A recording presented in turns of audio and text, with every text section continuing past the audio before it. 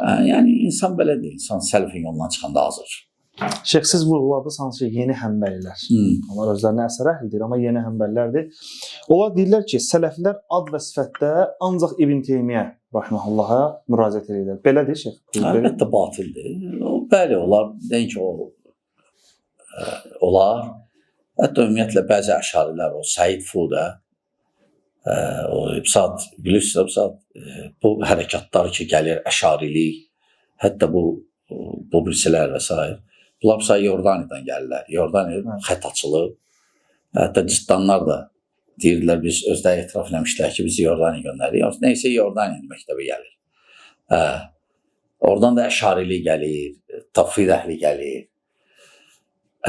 O Səid Fudə hətta İbn Teymiyyə təkfir edir. İbn Teymiyyə təkfir edir, lakin batil fikirdir. Yəni, İbn Teymiyədən məyər qabaq deyən olmuyor buna. Əlbəttə olur. İbn Teymiyədən qabaqçı alimlər bu məsələni yazıblar. Sadəcə İbn Teymiyyə nə üçün bunlar əsas? Nə üçün bunlar?